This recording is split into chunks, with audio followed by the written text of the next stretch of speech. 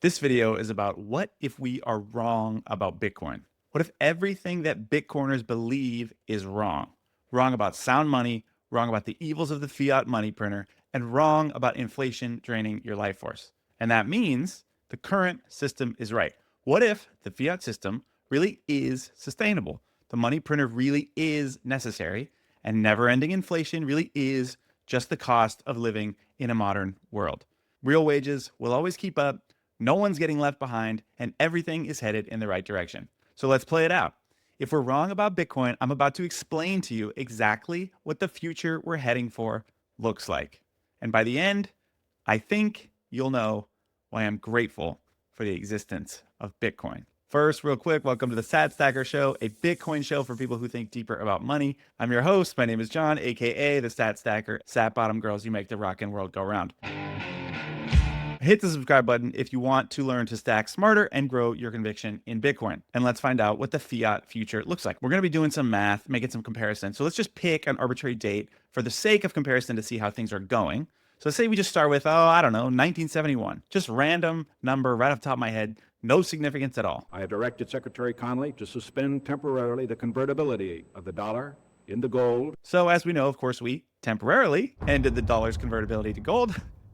We went off the gold standard, which means the dollar is now backed by nothing, meaning there is nothing that ensures the value of its purchasing power into the future other than the trust in the central bankers, which I have tons of. So since 1971, the dollar in CPI terms has lost 87% of its value, according to CPI inflation. That's the government statistic. That's not me telling you that. That's what they say. So what that means is $100 in 1971 is equivalent to about $800 of purchasing power today, or an average annual inflation rate of about 3.9% over the last 54 years. But personally, I don't really like the phrasing of the whole $100 in 1971 is equivalent to 800 in purchasing power terms today. I think that's very confusing, sort of makes it sound like money is worth more than it was in the past. Because what we're trying to say is that $100 has only retained 13% of its purchasing power. So in 1971, $100 bought what $800 buys today. But the other way of saying that is $100 back then has only about $13 worth of purchasing power left today. The same $100 only buys about $13 worth of stuff. So I hope that's clear, but that is definitely not the whole story, because I also, if you've ever watched the channel before, don't love CPI as an accurate measure of inflation. Got a video right here you can watch if you want to go deeper into that. I prefer looking closer at the money supply, because we know the real definition of inflation is the increase in the overall money supply. We're going to be using a lot of rough numbers here, but hopefully I've simplified it so you can keep track. The M2 money supply in the United States in 1971, around $700 billion.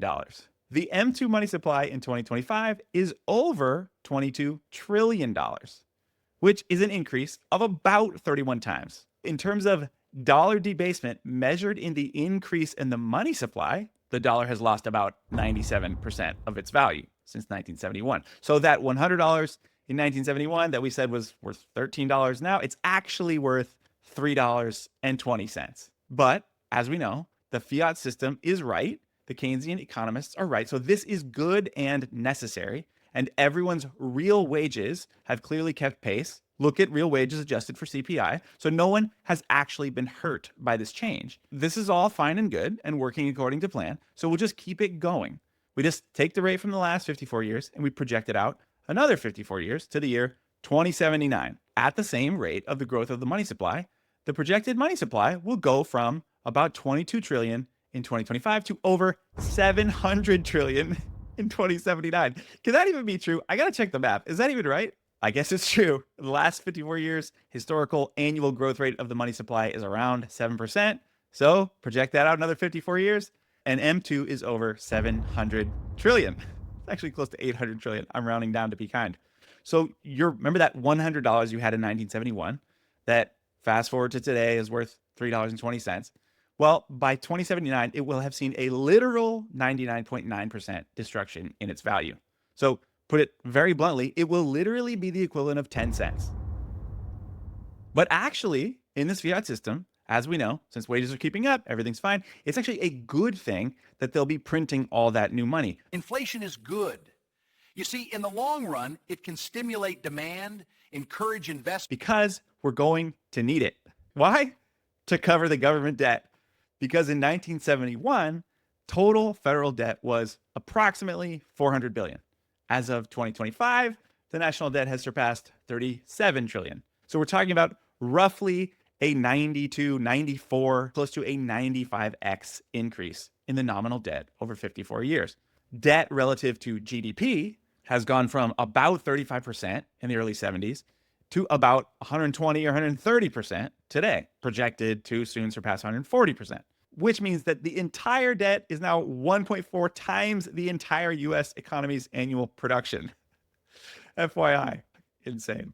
Total interest paid on federal debt about to pass $1 trillion a year in interest. So it's up by about 65 times. Now, if we take the growth rate of the federal debt over the last 54 years, about 8.8% nominal debt growth per year, and we project that out for the next 54 years, remember I said we're going to need that $700 trillion of new money in circulation? We're definitely going to need it because the federal debt in 2079 will surpass $1 quadrillion at this rate. A quadrillion. That's 1,000 trillion. Wait, I seriously got to check the math again because I don't believe that's true. Is it true? Apparently it's true. The federal debt at this rate would surpass $1 quadrillion. Do you realize a quadrillion is 1,000 trillion? Not 1,000 billion, 1,000 trillion. What are we talking about here? This is ridiculous. So debt to GDP, hard to project. Easily at that point could be over 500%. Interest on the debt would be easily well into the several trillions, tens of trillions per year maybe. But of course, like we said, fiat system is working the way it's supposed to. Inflation is good. All is well in fiat land. Nothing to see here. It's all going according to plan. Please disperse. Nothing to see here. And since your $100 that you had in 1971 is now worth, fast forward to 2079, it's worth about 10 cents. It's a good thing that we discontinued minting that stupid penny in 2025. Who needs that stupid penny? Look how they mess with my boy. I mean, because of the rising cost of inputs, the dumb thing was worth less than it cost to produce it. So it'd be pretty stupid to keep it around, right? Well, I guess if we think about it, the cost of inputs on the nickel are also rising too. So it actually, by the way, in 2025 already costs more to produce the nickel than it's worth. And pretty soon that 5 cents won't be buying you anything anyways. So it won't be that much longer before we stop minting the nickel too. And that stupid little dime, he's living on borrowed time, let me tell you. He better have his head on a swivel because he's next. Jerome Powell and his buddies at the central bank have a target on the dime's back. Someday, quarter's going to be gone too. But all that makes sense because it's stupid little coins. Nobody needs them. It's physical cash. That's just going to go away anyways, right? We're in a digital age. We need to have digital money, digital payments. We'll probably outlaw physical cash at some point. It's way too easy to break the law, forget to pay your taxes, generally have like an ounce of privacy or anonymity at all, which, as we know, we can't have that. That's just totally ridiculous. So we'll probably just fully transition to a government issued central bank digital currency. That's a CBDC. It's like programmable money, essentially. Think of it as like the government can just airdrop the stimulus right into your bank account if you're a good little boy, or if you do something naughty that they don't like, they could just suck it right back out. Maybe for the good and safety of you and your friends and neighbors, the government has to step in and tell you what you can and can't buy. Or maybe they really need to keep CPI inflation down around 2%. So this week, you're not allowed to buy any red meat because you're making the CPI look bad because the price is going up too much. So to keep you healthy, you are only allowed to buy imitation soy-based meat and Soylent Green to get your protein. I don't know. But really, it all sounds like a utopia to me. Because remember, in this world, there is no other peer-to-peer digital money alternative that's outside government control, because that would be a terrible, terrible thing. So speaking of utopias, fiat money has so clearly made it easier to afford your life and to buy a home and to achieve the American dream, because fiat money is working so well. Inflation is good. I know that housing affordability is kind of at historically low levels, and buyers often require over 5 times their annual pre-tax income to purchase a median-priced home, compared to 3 times their income in the 70s, but blah, blah, blah. None of that matters because fiat will always come to the rescue. For example, President Trump just floated the idea of 50-year mortgages. So who cares how much the stupid house costs when you can just make 600 monthly payments to afford it? It doesn't matter if the house keeps going up in price, because the money printer will always be there to make sure you can take out more debt to afford it. I mean, there was a time when 5 to 7 year mortgages were more common, but then of course, 15-year, 20-year, then 30-year mortgages obviously became the norm. And I personally am sure that people being able to borrow more money and stretch out the debt into more and more payments had nothing to do with the rising, ballooning cost of home prices and the declining affordability. Had nothing to do with it. So today, you might need a 50-year mortgage to afford a home. And maybe, since we're talking about the year 2079, you'll be able to take out a 100-year mortgage. Wouldn't that be awesome? Because you're definitely going to need it. Because if the median home price in 1971 was about $26,000 and the median home price in 2025 is about $426,000, we're talking about a historical compound annual growth rate of over 5% annually, which means, again, projecting that growth rate into the future, the projected median home price in 2079 would be about $6.8 million, assuming the same growth rate. Once again, I just went and double checked the math. Pretty sure it's true. Median home in 54 years, $6.8 million. But as we know in fiat land, wages keep rising. So wages will keep up with the cost of living. That median house will only be about 8.5 times of your median household income. So 8.5 times your income, 100-year mortgage, easy to afford a $6.8 million house. Average family, no problem. But maybe you're unlucky. Maybe you are struggling with affording it. But I know there is a solution. In fiat land, you can gamble your way into owning a home. Because personally, what I've seen is the rise of gambling has really benefited the lower and middle classes. These days, you can gamble on anything. We're talking meme coins, 7-leg parlays, and now even elections or what color pants your neighbor's going to wear to dinner. I don't know. I do think we should keep it going, extend it to that. We should be gambling on everything. In-game betting on the NFL and the MLB is not nearly good enough. What's the next pitch going to be? Slider, curveball, fastball, ball strike. Oops, I just lost 20 grand because the umpire made a bad call. Let's take it even further. We need live betting for everything in our lives. Will Uncle Jimmy get hit by a car walking to work on Monday? Yes is plus 10,000. If you hit it, boom, maybe you can escape the debt slavery of your 100-year mortgage. Will Taylor and Travis stay married for 5 or more years? Is plus 210. String together a few wins like that, and boom, maybe you can even make it into the top 1% of wealthy Americans. I mean, maybe you thought that if you owned a home today and that, someday the home was worth $6.8 million, you'd think that maybe you would have made it into the top 1% wealth bracket by then. But I have bad news for you. That's not even close because that's just a median price home, and the top 1% will have a lot more wealth than that.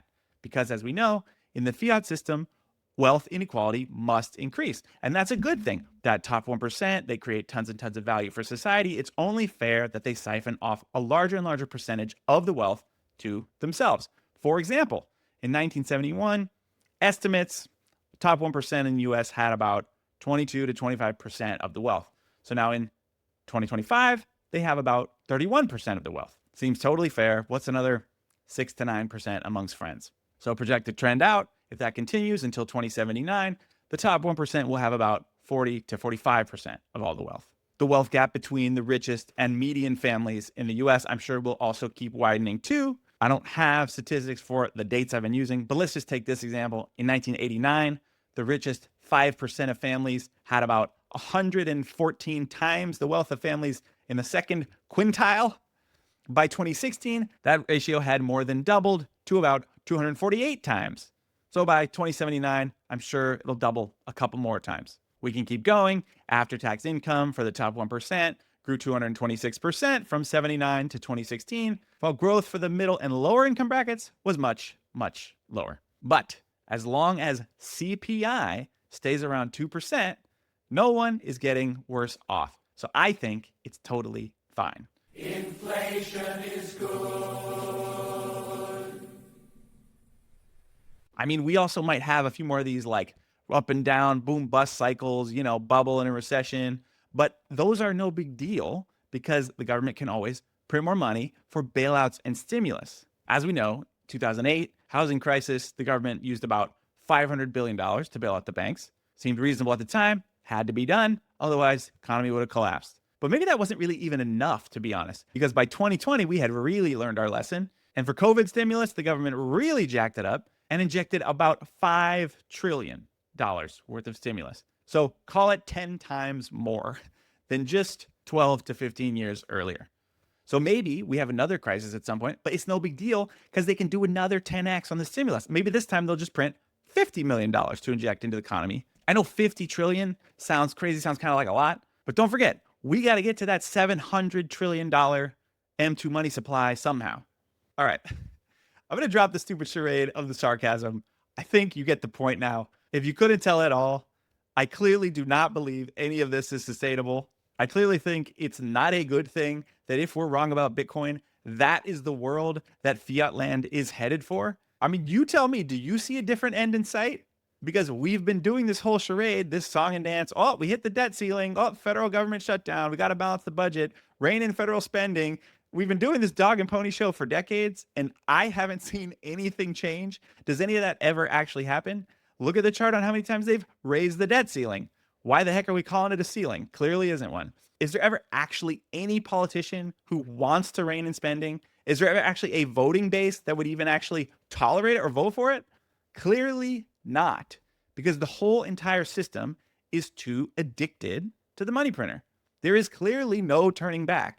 So today, on Thanksgiving Day in the US, I am giving thanks, as cheesy as it is, for Bitcoin, because I don't want to live in a world where Bitcoiners are wrong and the fiat maxis are right.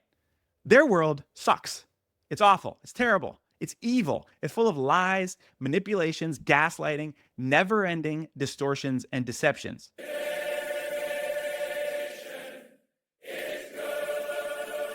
And no, it's not fair at all. In their world, all these problems only get worse. The only people who benefit from it are at the tippy top, cozied up to the money printer, all nice and warm, because in their world, if inflation is mandatory, then rising inequality is also mandatory. If money loses its value, only people with assets can survive. Everyone else slips backwards. And unfortunately, most people either don't know or don't care. They think this is just the system that we have. That's just the way it is. It's an unchangeable law of physics. I was born into it. Like gravity, it'll never change. Like death, taxes, and the Cowboys blowing a lead on Thanksgiving. Watch what happens. It's Leon left. No! But I'm here to tell you, it's not a law of nature. It's a choice. And it's a choice we keep making over and over again, even as the consequences get worse year after year. So this is why I'm grateful for Bitcoin. This is why we need Bitcoin. People will say that Bitcoin is too risky. I always think, compared to what? Compared to this? Compared to a system that must debase your money forever just to keep the wheels from falling off? Because fiat cannot stop. It can't slow down. It can't reverse. It definitely can't heal itself. It only accelerates. More debt, more dilution, more inequality, more chaos. And if you don't believe me, just wait a few more cycles, because the numbers will make believers out of all of us.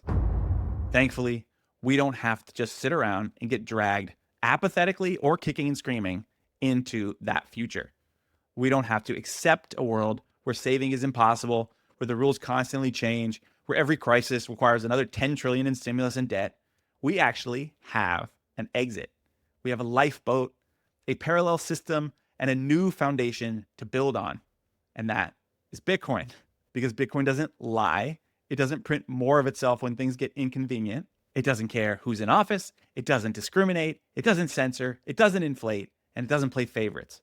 Bitcoin gives ordinary people the one thing that the fiat system took away, which is a future they can actually trust. And that's why today, on Thanksgiving, as cringe as it is, I'm grateful for Bitcoin. Not because of number go up. Hasn't even been going up lately. But because Bitcoin, whether the number's going up or not, represents hope. It represents a way out. A world where your time, your work, your savings, and your effort means something again. So no, I don't want to live in a world without Bitcoin, because we already know what that world looks like. We've been living in it and seeing it get worse every year. But with Bitcoin, there's a chance for fairness, stability, and honest money. And honestly, that's something worth being thankful for. And boom goes the dynamite. All right, that's it. Happy Thanksgiving. Drop a comment if you're grateful for Bitcoin. I'll be grateful for you if you watch another one of my videos right here and subscribe to the channel. Santa rally's coming, so quit slacking and start stacking.